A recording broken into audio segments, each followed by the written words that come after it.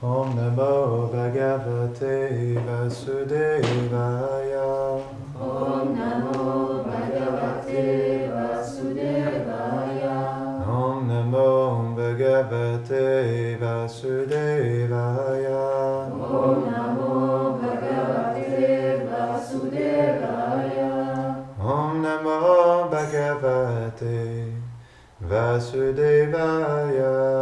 Om Namo Bhagavate Vasudevaya. Bonjour à tous, bienvenue à Gopalji Mandir.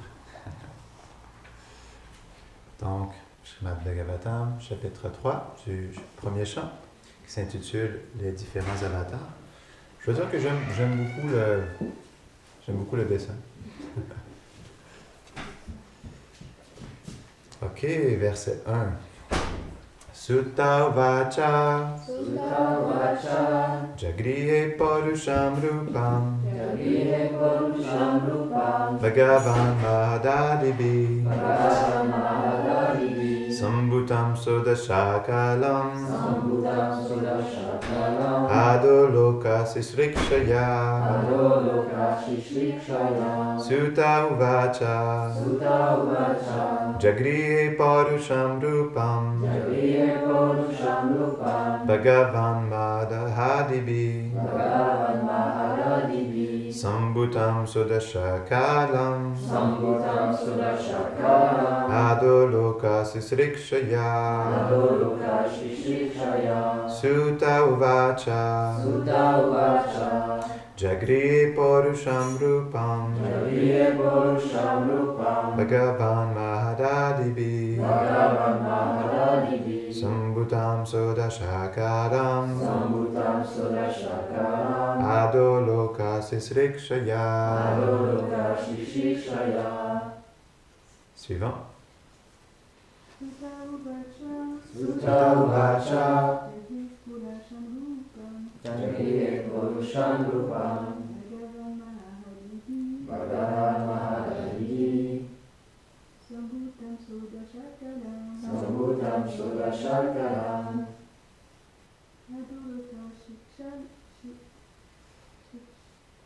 Sisrikshaya. Adoloka Shishikshaya. Sutta Vacha Sutta Vacha. Jagrihe Parusham Rupam Jagrihe Parusham Rupam. Bhagavan Mahadadibi Bhagavan Mahadadibi. Sambhutam Sodashakalam Sambhutam Sodashakaram. Adoloka Shishikshaya. Adoloka Shishikshaya. Pas d'autres volontaires? Sutta dit: avec l'objectif de créer l'univers, le Seigneur suprême se manifesta comme le Virata Purusha, le premier Purusha avatar, Karano Dakshai Vishnu, avec les 16 éléments, à savoir les 11 sens et les 5 éléments bruts. Commentaire. Srila Vishwanath Chakravarti Thakur explique. On avait lu déjà le... Ah oui, excusez-moi, bien sûr. Donc, ça commence avec un verset du Brahma Samhita, c'est ça, non? Yakarana navajale bhajati sma yoga nidramananta jagadanda saromakupa adara shakti mabalambya param swamurtim govindamadi purusham tamaham bhajami. J'adore le Seigneur originel Govinda, Krishna, qui s'allonge sur l'océan causal, plongé dans un sommeil divin, sous la forme de son émanation plénière de Mahavishnu, et duquel les univers émanent des pores de son corps transcendantal. Brahma Samhita 5.47. Quand le Seigneur désire créer la collectivité et l'individualité des mondes, l'énergie matérielle, Maya Shakti, est libérée et devient le Mahatattva, la forme indifférenciée de l'énergie matérielle totale, dans lequel il entre sous la forme gigantesque de Mahavishnu. Il s'allonge alors sur l'océan Karana, l'océan des causes. On peut voir que là, c'est la cause originelle. l'océan Karana. Si vous cherchez une cause à quelque chose, ça vient de l'océan Karana. Et à chacune de ces expirations, des univers en nombre infini qui flottent sur cet océan sortent des pores de son corps transcendantal. Il entre alors en chacun d'eux sous la forme de Garbhodakashai Vishnu, puis en chaque chose sous la forme de Kshirodakashai Vishnu. De lui se manifestent encore différents avatars. C'est pourquoi Srila Vishwanath Chakravarti Thakur dit « Avec un désir de créer la collectivité et l'individualité des mondes par le Mahat Tattva, les 16 éléments de base, à savoir les 11 sens et les 5 grands éléments bruts. Par le faux ego et par les autres éléments, le Seigneur de Vaikuntha manifesta sa forme de Purusha. Elle est comme la pleine lune avec 16 chiffres, Sodasha Kalam. Et elle est emplie de formes comme Matsya et Kurma, les autres formes du Seigneur qui se manifestent en ce monde. Cette description se réfère à Mahavishnu, le premier Purusha qui a une portion plénière de Sankarshan, qui s'allonge sur l'océan Karana et qui regarde la nature matérielle. Ceci est confirmé par le Laghu Bhagavatamrita 1.5.121.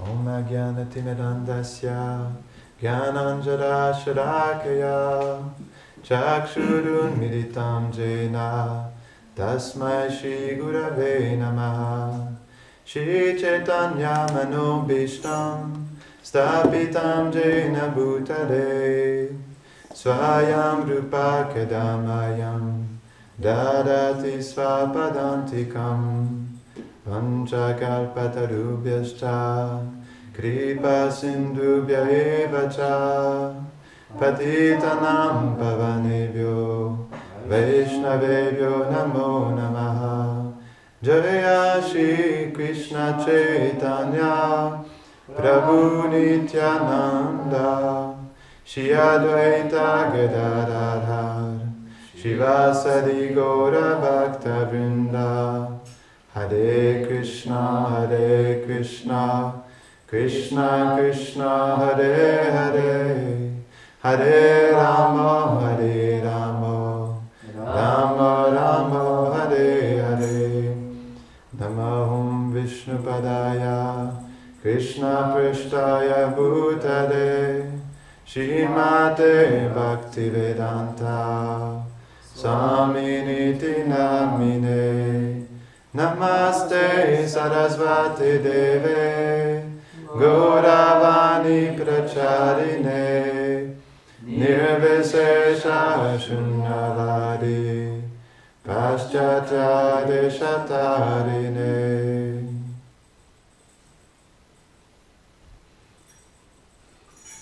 On voudrait juste continuer à chanter, non? On voudrait pas arrêter. On doit trouver le plus d'excuses possible pour chanter. On devrait toujours chanter. Même quand on fait des activités comme aller prendre sa douche ou faire la vaisselle, c'est pas quelque chose d'ordinaire parce qu'on s'occupe de la cuisine de Srimati Radharani. Mais tout ce qu'on fait doit être accompagné du Mahamantra parce que donc, quand on chante le Mahamantra, Krishna est présent. Et parce que Krishna est présent, Radharani est présente. Et parce que Radharani est présente, ces Sakis sont présentes, non? Et parce que ces Sakis sont présentes, Radhakund est présente, non? Et parce que Radhakund est présent, Giri Govardhan est manifeste, non? Et parce que Giri Govardhan est manifeste, Vraj est présent. Donc, tout est inclus dans le Mahamantra. C'est pourquoi on devrait toujours chanter. Et c'est ça qui est tellement merveilleux. On réalise à quel point, qu'est-ce qu'on peut faire d'autre que de chanter en réalité, non? Qu'est-ce que de mieux que de chanter le Mahamantra? Parce que dans le Mahamantra, on se retrouve avec Radha et Krishna. Et on se retrouve dans ce que nous sommes réellement aussi dans notre éternité. C'est ça qui est merveilleux. On ne doit jamais oublier ça. Quand on chante, on est aussi présent.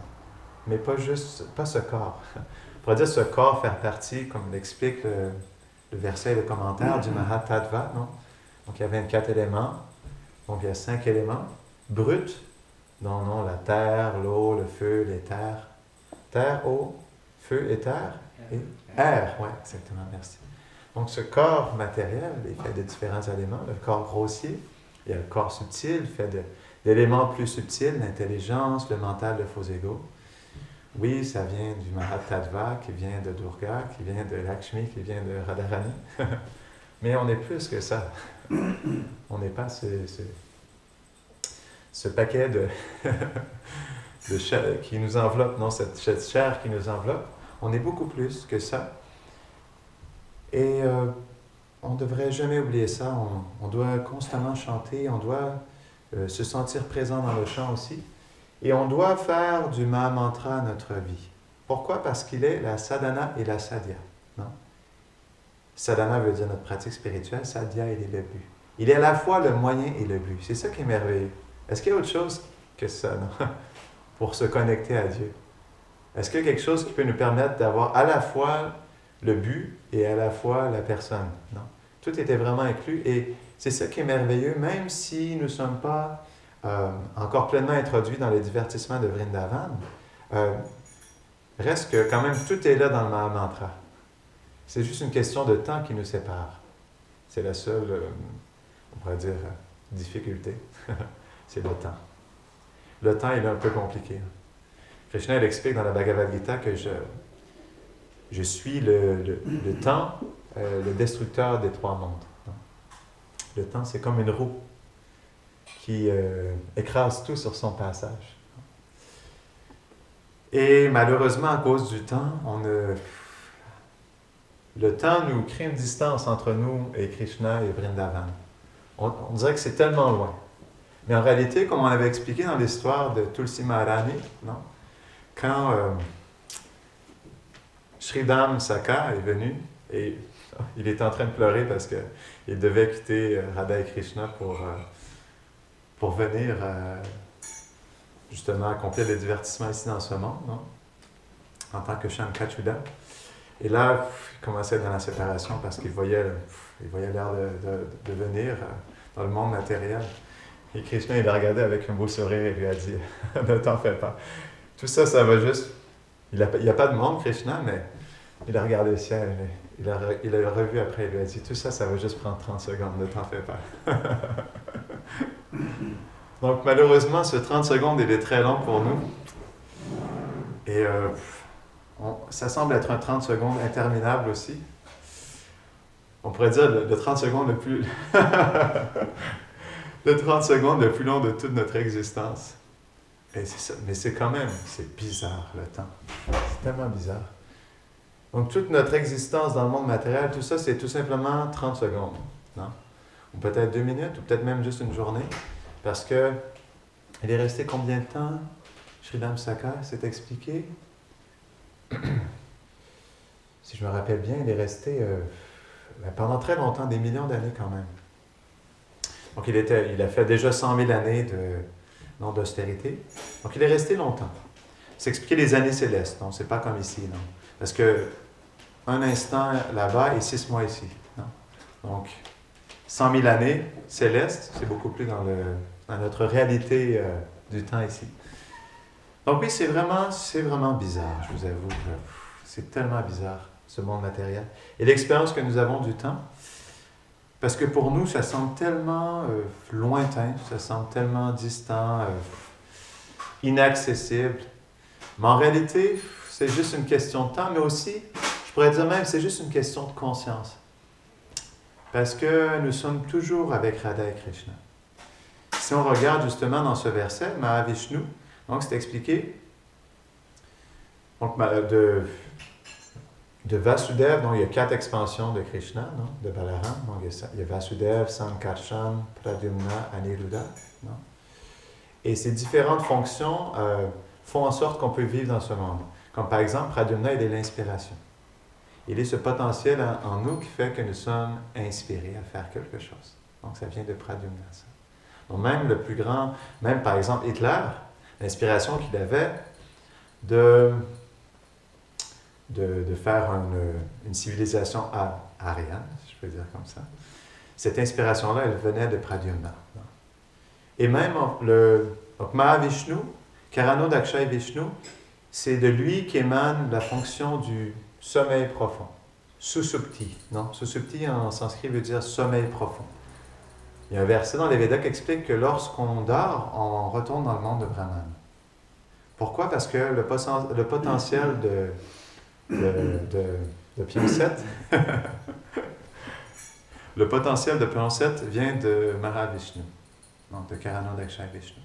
C'est expliqué que pour qu'on puisse dormir, cette expérience de sommeil profond, c'est Karanodakshay Vishnu qui nous recouvre par son potentiel de susupti. Parce que lui-même, justement, expérimente cela aussi. C'est sûr que ce n'est pas exactement le même rêve que nous. En même temps, on peut aussi comprendre que Mahavishnu, il rêve ce monde matériel. Et nous, on fait partie de ce rêve. Et notre petite existence, justement, fait en sorte qu'on a un petit rêve, non, dans l'espace-temps de ce que nous sommes aujourd'hui. Et donc, on partage quand même le rêve de Mahavishnu, ce n'est pas séparé. C'est pour ça que oui, lorsqu'on va dormir, on retourne dans le monde de Brahman. Et c'est pourquoi aussi, Sanatana Goswami, dans le Brihad Bhagavatamrita, il se moque de la libération impersonnelle, du fait d'atteindre le Brahman. Pourquoi? Parce que il équivaut la libération dans le Brahman comme une grosse ronflette.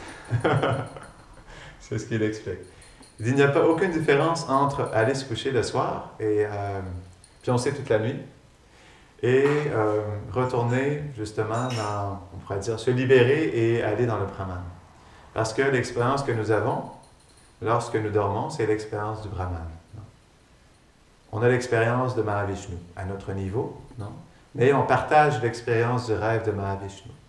C'est pour ça que les gens aiment dormir, parce que lorsqu'on dort, on entre en samadhi. Il y a toutes sortes de samadhi, il y a différents niveaux, mais dormir, ça nous met en samadhi. C'est pour ça que lorsqu'on dort, on oublie qui on est. On oublie notre souffrance, on oublie notre existence dans ce monde matériel. Donc, sommeil profond ne veut pas dire rêve, non. Lorsqu'on rêve, on peut rêver à toutes sortes de choses. On peut même faire un cauchemar. Mais lorsqu'on est en sommeil profond, on oublie absolument tout. Et ça, c'est un samadhi. Ça, c'est l'expérience du Brahman. Donc oui, tout ce qu'on expérimente, justement, on l'expérimente parce que Krishna et ses avatars nous permettent de l'expérimenter à tous les niveaux. Donc on est toujours avec eux. C'est même expliqué qu'on vit dans le corps de Krishna. Non? À la base, on n'est pas justement face à face avec Krishna.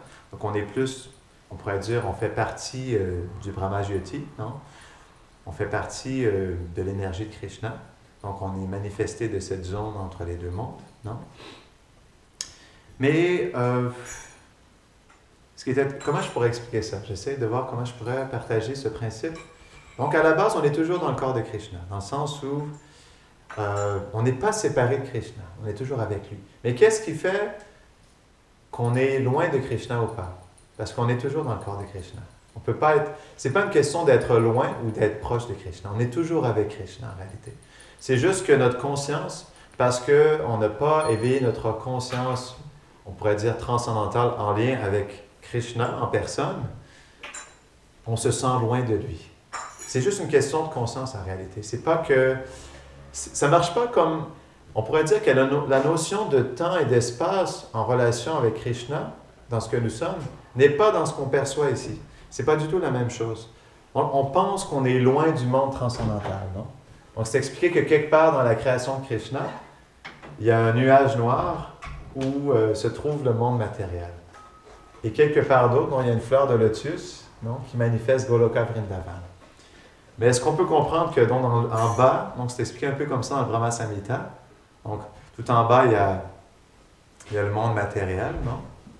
Donc ensuite, il y a Kailash, non, on pourrait dire la demeure de Shiva. Donc ensuite, il y a la zone Karana, où se situe Mahavishnu. Et ensuite, il y a le monde transcendantal, Vaikuntha Loka.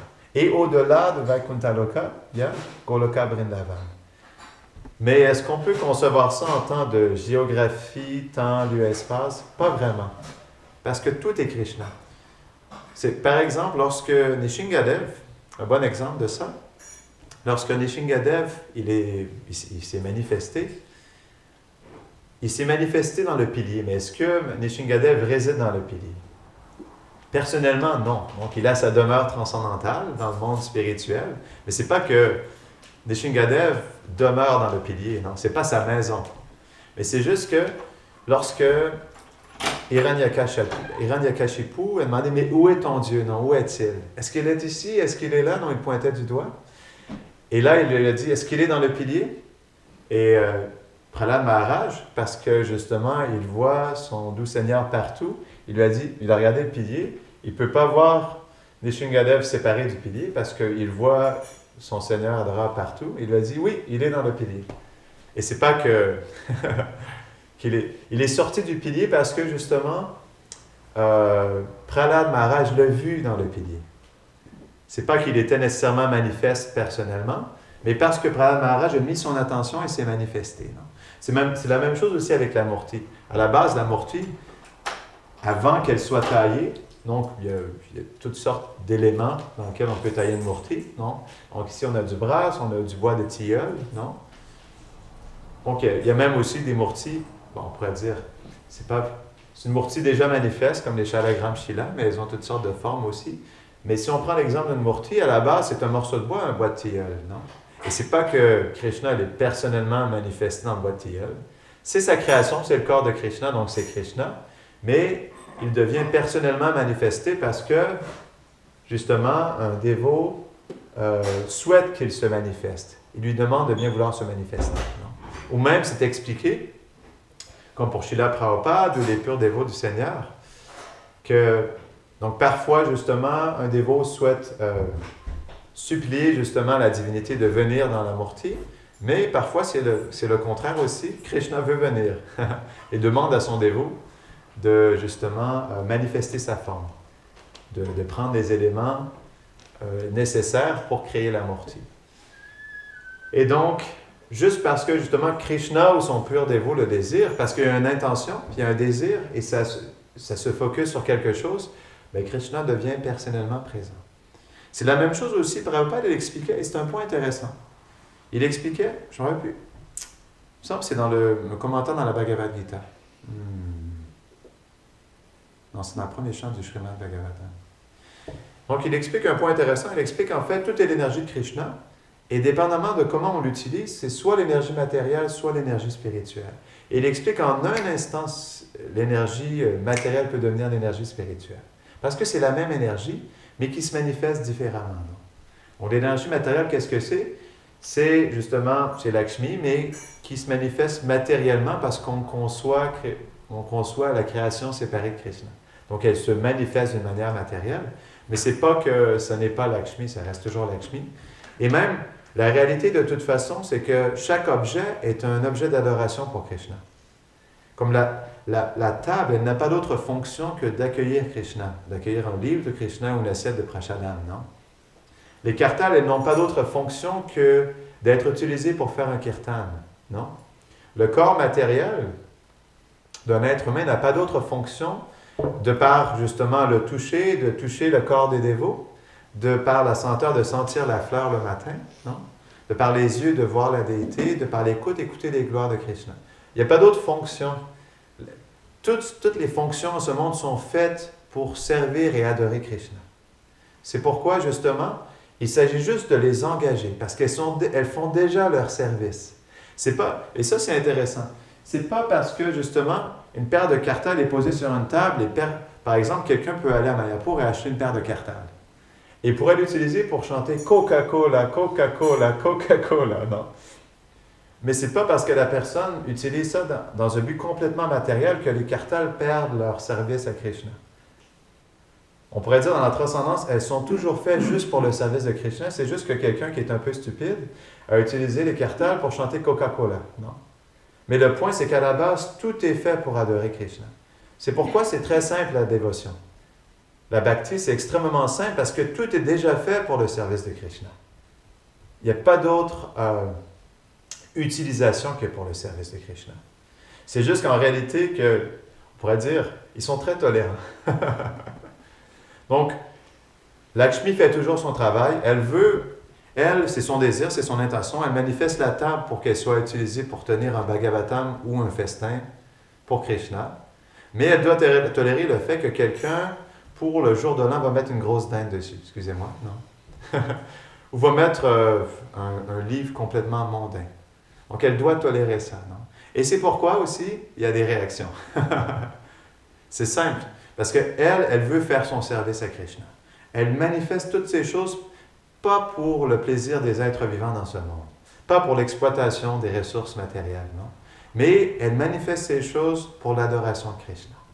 Et dès qu'on utilise ces choses à l'opposé de cette adoration, il y a une réaction.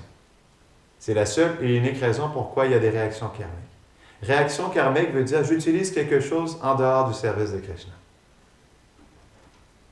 C'est pourquoi il n'y a aucune autre solution que le service de dévotion. Parce que sinon, si on utilise quelque chose à l'encontre du service de dévotion, on commet un acte criminel. Excusez-moi. Ça semble dur de dire ça, mais oui, on commet un acte criminel. Sanatana Goswami, il expliquait ça. Il expliquait que la plus grande souffrance en ce monde... Non, c'est pas ça que je voulais dire. Donc, il explique ça aussi, que la plus grande souffrance en ce monde est le fait d'être séparé de l'association des dévots.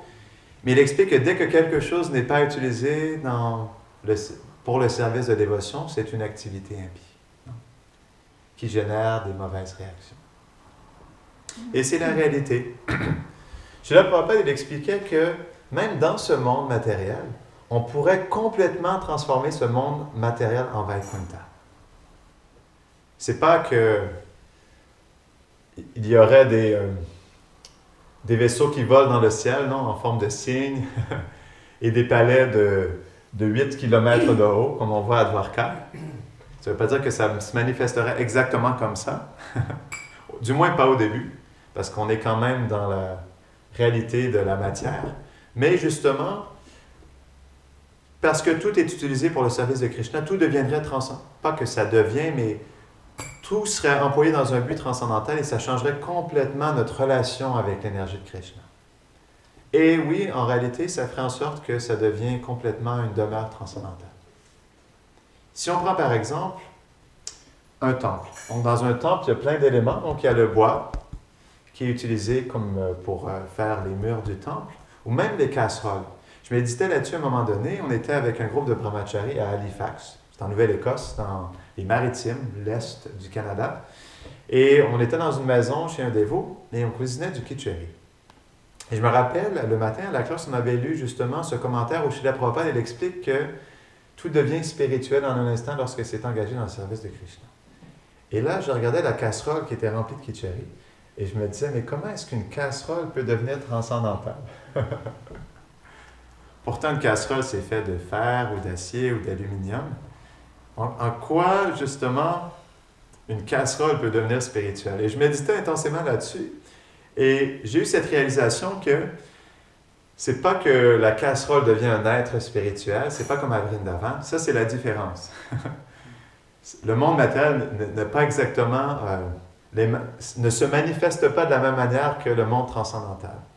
Dans le sens où, oui, une casserole n'est pas nécessairement consciente. Elle pourrait être, si Krishna le souhaite, parce qu'il explique même, pas Krishna, mais Srila Prabhupada, il expliquait que les Mayavadis retournaient sous forme de pierre à Vrindavan. Donc une pierre à la base est immobile et inerte. Non, c'est juste la matière. Le corps aussi est la matière, mais au moins il y a la conscience à l'intérieur. Donc, j'osais imaginer auparavant qu'une pierre est complètement inerte, mais non, si Krishna le souhaite, il peut aussi faire venir dans la pierre un impersonnaliste pour lui faire réfléchir un peu sur sa mentalité. Et même, Srila Prabhupada, il explique que chaque goutte d'eau aussi même est une âme spirituelle et contient l'âme suprême. Chaque flocon même est une âme spirituelle aussi. Donc, il y a beaucoup de présence personnelle dans toutes les choses de ce monde. Mais j'ose affirmer au moins qu'en règle générale, une casserole ne contient pas d'âme spirituelle. Oui, les atomes le contiennent, on pourrait dire en quelque sorte que les atomes qui sont présents dans la casserole contiennent des âmes spirituelles, mais si je parle de la casserole en général, non. Elle n'est pas vraiment consciente, non. Donc c'est ça la différence, c'est qu'elle devient spiritualisée Donc, même en contact de cette casserole, on a une expérience spirituelle. Même au toucher, on peut avoir une expérience spirituelle. On ne doit pas penser que les casseroles qui sont dans la cuisine de Radharani, ce sont des casseroles ordinaires. Comme elles sont utilisées dans le service de Radharani, elles sont complètement transcendantales. Chaque casserole, chaque cuillère, non? Chaque épice même est transcendantale. Parce qu'elle est utilisée dans le service de Krishna, non? Par Radharani. Mais le point, c'est juste que le grain d'épice ici, le petit grain de cumin ou le pois chiche, non? Ou la petite boule de moutarde n'est pas consciente comme à Vrindavan. C'est juste ça la différence. Ça reste quand même intéressant. On peut apprécier le fait que toute chose ici dans le temple est transcendantale et spirituelle. Même notre corps aussi. C'est pas parce que le corps, justement, parfois, où le mental est perturbé, ou le corps est fatigué, que le corps est quelque chose d'ordinaire. Non, pas du tout. Et c'est pour ça qu'on doit respecter, on doit respecter tous les êtres vivants, parce que le Seigneur suprême, il est présent dans le cœur. Mais quoi dire d'un être vivant qui est un Vaishnav, qui utilise son corps dans le service de Krishna? C'est pour ça qu'on veut toucher le corps des dévots aussi. Parce que le corps des dévots, il est spirituel. Ce n'est pas un corps ordinaire, non? Parce qu'il est engagé dans le service de Krishna. Un point pour illuminer ce principe, Sanatana Goswami, non? C'est Sanatana Goswami qui avait des pustules sur son corps, non? C'est ça? Donc, il avait plein de pustules sur son corps et il ne voulait pas étreindre Chaitanya Mahaprabhu. Et Chaitanya Mahaprabhu lui a dit, mais tu ne comprends pas, hein, ce corps m'appartient, hein, c'est mon corps. Donc, tu ne peux pas refuser que je t'étreigne. Non? Donc, c'est ce qu'on doit comprendre aussi, nos corps. Premièrement, ça ne nous appartient pas, ça c'est déjà une chose, ça appartient à l'énergie de Krishna. Mais lorsqu'on l'engage dans le service de dévotion, dans l'instruction du maître spirituel, ce corps appartient au maître spirituel. Non? C'est une réalité. Et parce que le maître spirituel appartient à Krishna, non? Donc ce corps appartient à Krishna aussi. À la base, tout appartient à Krishna, et comme on expliquait tout à l'heure, tout est fait pour le service et l'adoration de Krishna, de toute façon. Mais au moins, le corps, il est directement engagé dans le service de Krishna. Donc, Radharani, elle est satisfaite que ce corps puisse être utilisé pour l'adoration de son bien-aimé. La différence, c'est que maintenant, on n'a plus les mêmes réactions karmiques qu'auparavant. C'est la différence. La seule chose, c'est qu'on garde notre prarabdha karma, le karma qui est manifesté, ce qui veut dire notre corps avec, on pourrait dire, la situation mentale, les impressions passées, une certaine circonstance externe, et justement, même une quantité de joie et de peine qui pourrait se manifester. L'influence des planètes, jusqu'à temps qu'on chante un chant plus pur. Donc, il y a plusieurs choses qui sont manifestées. Mais reste que, on peut dire qu'on n'est plus réellement gouverné par les mêmes lois. Parce que le corps, il est engagé dans le service de Krishna. Et parce qu'il est engagé, il devient purifié. Et même là, c'est intéressant, des fois je méditais là-dessus, lorsqu'on est, par exemple, au mois de Kartik, il y a tellement de bénédictions pendant le mois de Kartik.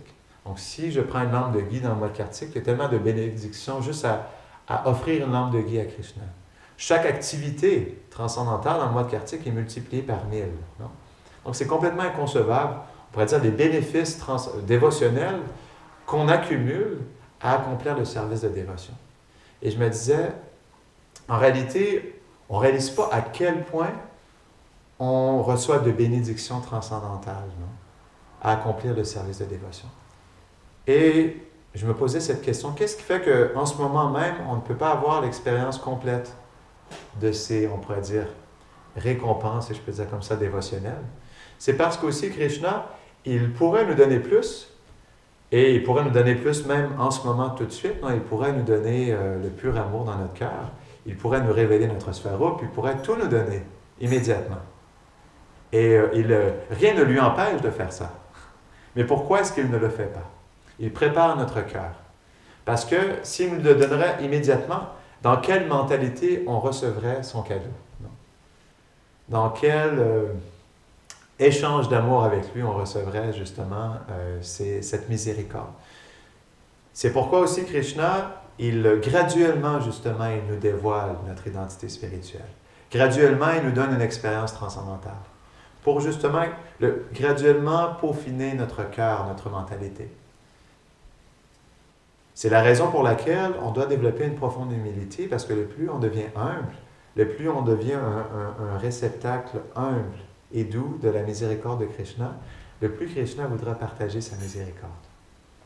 Parce qu'il nous verra justement comme un récipient propice pour son amour et sa miséricorde.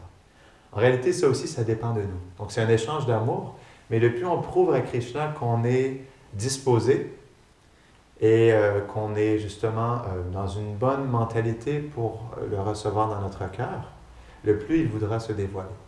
C'est comme, par exemple, on chante le Mahamantra tous les jours, et le Mahamantra, c'est non différent de Krishna. Donc, je ne pourrais pas l'expliquer que Krishna, il danse directement sur notre langue lorsqu'on chante le Mahamantra. Mais ça ne veut pas dire qu'il va directement se manifester si on chante juste le Mahamantra. Ça dépend de notre, on pourrait dire, notre état d'esprit, notre intention, notre sentiment lorsqu'on chante le Mahamantra.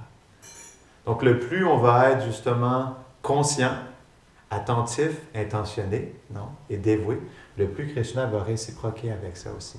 Donc, en réalité, c'est toujours une question de conscience et d'intention. Et Krishna, il réciproque profondément avec ça. Bhaktyamam abhijanati yavanyaschasmi tadvata.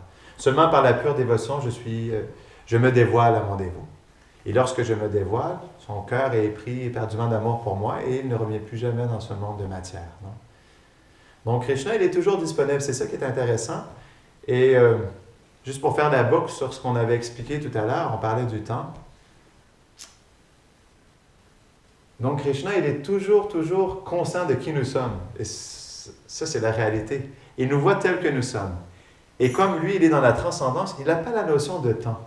Et comme on expliquait que pour lui, c'est 30 secondes, comme il sait que nous sommes déjà avec lui, la manière dont il nous aime, dont il nous perçoit et dont il échange avec nous est tellement personnelle. Tellement plus personnel, on serait tellement touché de voir à quel point Krishna est personnel avec nous. Et c'est pas parce qu'il nous ne fait pas entendre dans notre cœur avec sa douce voix, non, avec le son de sa flûte, qu'il n'est pas personnellement présent pour nous. Non. Il est personnellement présent, mais selon notre qualification et selon comment on réciproque avec lui aussi, et selon l'échange d'amour qui se cultive avec le temps. Non. Mais même s'il n'est pas personnellement présent, il est toujours intentionné d'une manière très personnelle et intime avec nous. Sinon, pourquoi il serait dans notre cœur à nous accompagner vie après vie? Non? Donc, c'est ça qui est intéressant.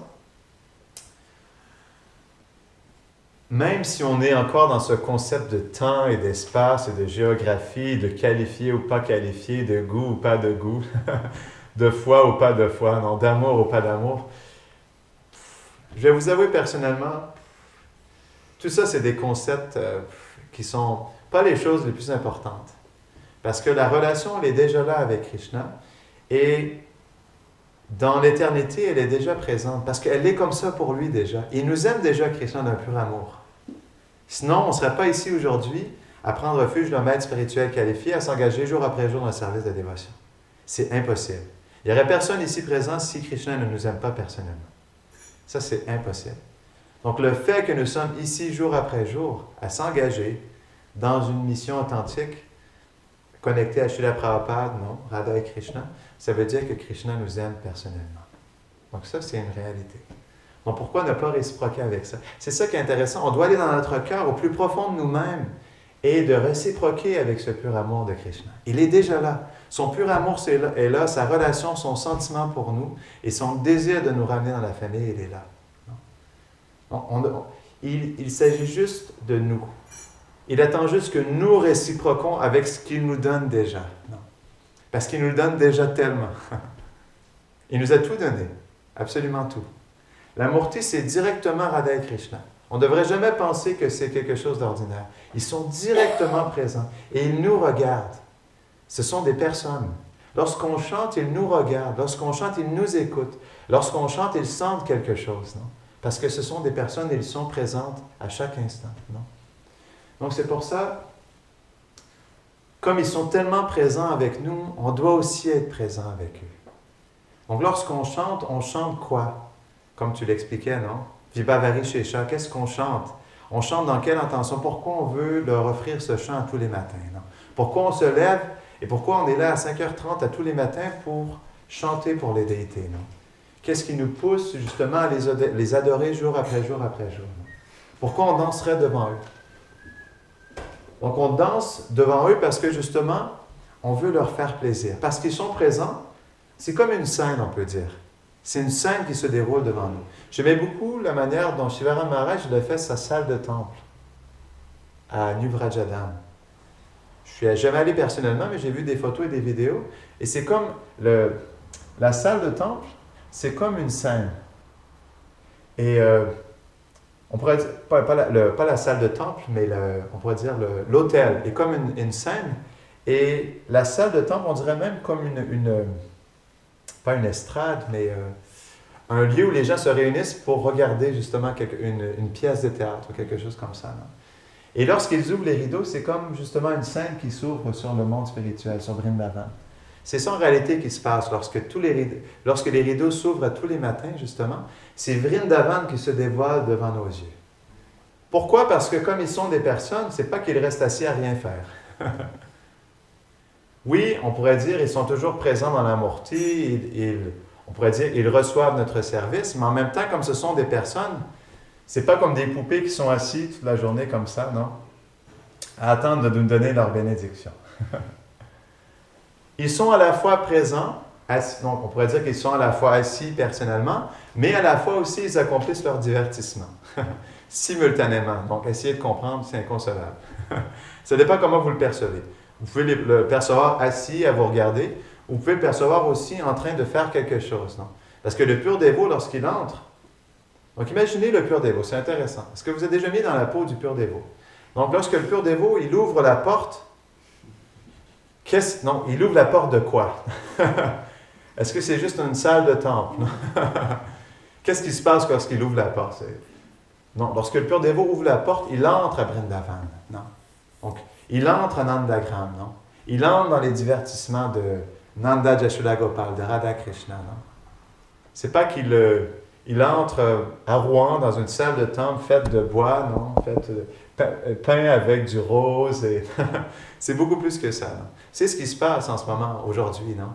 Et c'est ça qui est merveilleux. On est dans le divertissement de Nanda Jashoda Gopal. On est à Nandagram. Et les divertissements, ils sont manifestes en ce moment, à chaque instant. Et c'est pourquoi, peu importe où on est dans le temple aussi, même, donc ok, on est dans la salle de temple, on pourrait dire c'est un peu plus direct parce que de nos yeux, on voit que quelque chose se passe. Dans le sens, on peut dire, on voit qu'ils sont, au moins, peut-être qu'on ne voit pas qu'est-ce qui se passe, mais on voit qu'ils sont assis et qu'ils sont présents, non? Mais qu'est-ce qui se passe dans l'accueil? Qu'est-ce qui se passe dans la réception là? Qu'est-ce qui se passe dans la salle commune? Qu'est-ce qui se passe dans la salle de yoga, non?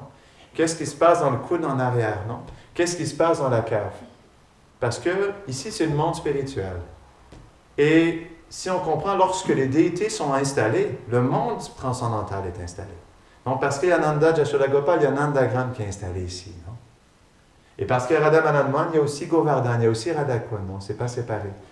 Et donc, si on comprend un lieu spirituel, donc le Dham, c'est pas juste, on pourrait dire, le Dham, c'est pas juste un petit endroit, non, c'est immensément grand, donc il y a toutes sortes d'endroits. Et c'est la même chose aussi lorsque, justement, les déités sont installés, il y a plein de choses qui sont manifestes. C'est pas parce qu'on les voit pas que c'est pas manifesté. Et c'est pourquoi, justement, on expliquait parfois que la poussière ici, c'est la poussière de Vraj. On ne devrait pas penser que c'est différent de Vrindavan. Pourquoi est-ce qu'on ne pourrait pas se rouler dans la poussière de Vraj ici? Pourquoi est-ce qu'on se roulerait juste dans la poussière lorsqu'on va à Vrindavan, à Bharatvarsha, non? Pourquoi est-ce qu'on ne ferait pas la même chose ici, non? On devrait le faire. Je vous invite à le faire. Peut-être que vous n'aurez pas envie de le faire avec... Peut-être qu'on pourrait tous le faire ensemble en même temps, il n'y aurait pas de problème. Ou si vous êtes gêné de le faire, ben, quand vous êtes tout seul, vous montez à Govardhan quand il n'y a personne et vous vous roulez dans la poussière de Vraj. Parce qu'ici, c'est Vrindavan, non? C'est pas différent et tout est manifesté.